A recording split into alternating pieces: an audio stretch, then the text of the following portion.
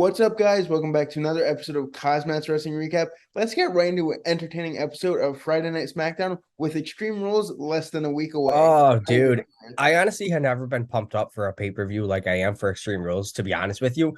And I think you kind of know what I'm hinting at. Bray Wyatt. Okay, we all know Bray Wyatt has to be returning Extreme Rules.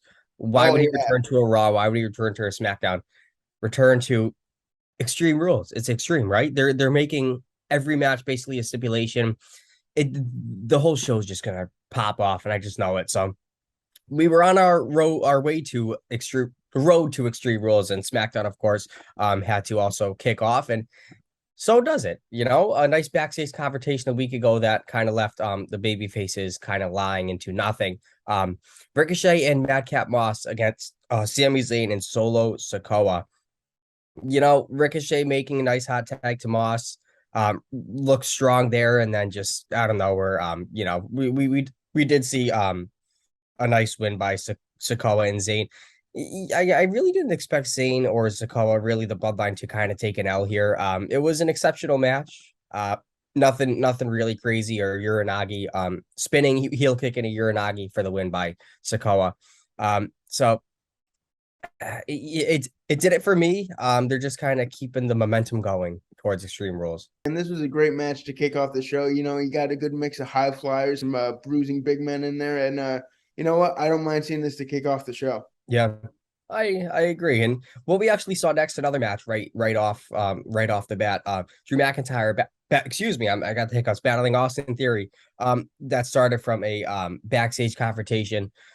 So Theory didn't come alone, accompanied by Chad Gable and Otis of the Alpha Academy. McIntyre was just, fired up, especially he actually got food poisoning. He was out a week or two from live shows because he had a food poisoning disease. Johnny Gargano actually rushes the ring. Numbers game proved too much, bringing out Kevin Owens to a nice pop. Babyface is clearing the win. McIntyre defeating Theory via a quite obvious disqualification. I don't think they want to see McIntyre nor Theory be defeated by one another. I think it was the right call to cash a disqualification into the mix.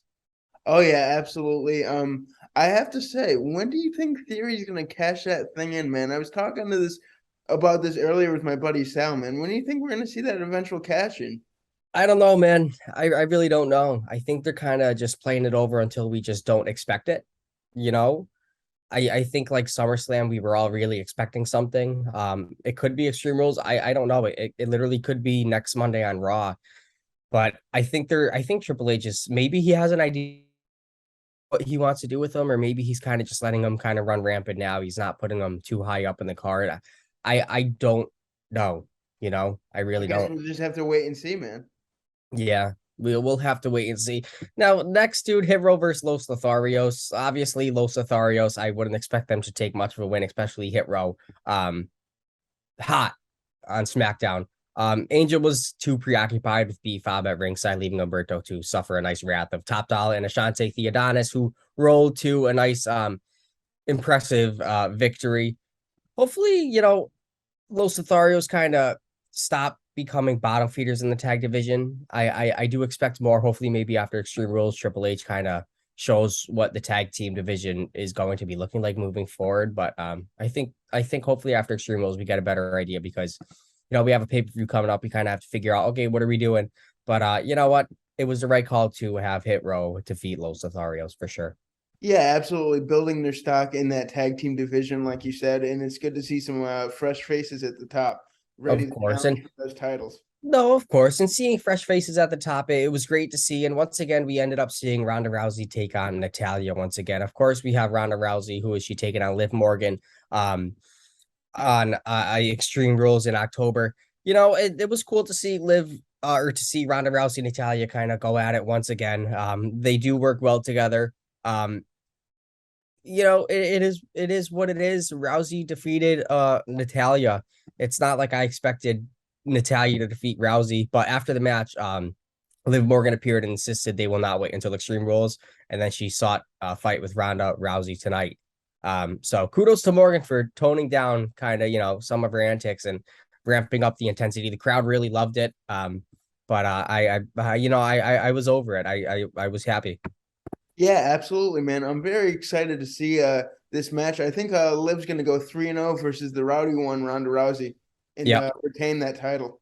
I think so. I really think so. But moving after that, we didn't end up seeing Liv and Ronda later on in the night, but Liv wanted to really kind of to fight Rousey. We got that fight feel. WWE did really good with that, hype them up more for Extreme Rules. Moving forward, before our main event, uh, ahead of next week's rematch from Clash of the Castle. So the Intercontinental Champion Gunther and Sheamus, the ring general led Imperium to the ring for a nice promo. Sheamus actually was interrupted by Butch and Ridge Holland due to Hurricane Ian. So damn, this hurricane is just swiping everybody out on the South Coast.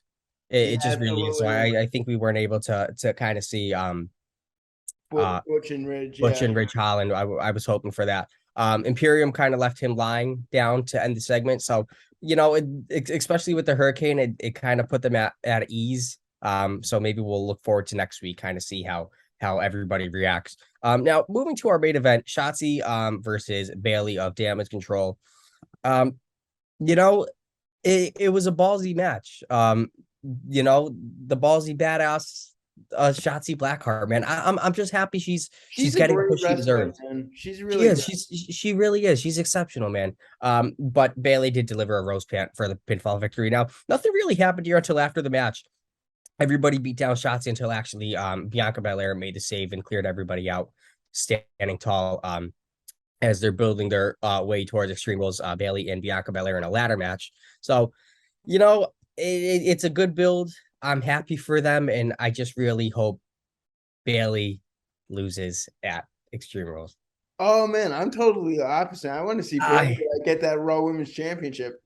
I agree with that. I really do, but I don't know. I could see definitely Damage Control really becoming the control of the women's division, and if Bailey takes an L, it's kind of like, okay, what's the point of Damage Control? But I don't want to see her take the W, but I think I it's know gonna deep happen. down she is. Oh But yeah. I just am sticking to Bianca Belair retaining, even though I know I have to have that mindset because Bailey just pisses the frick out of me. Oh man, one thing's for sure though, KozMatt will have you guys covered on all the Extreme Rules news heading into the show. We'll have a recap for you for sure, and we'll Yep. have a NASCAR race recap for you Sunday. So make sure you stay tuned for that, and we will see you Tuesday with a Monday Night Raw recap. Until then, baby, peace out. Like you always say, adios. Come on and fight.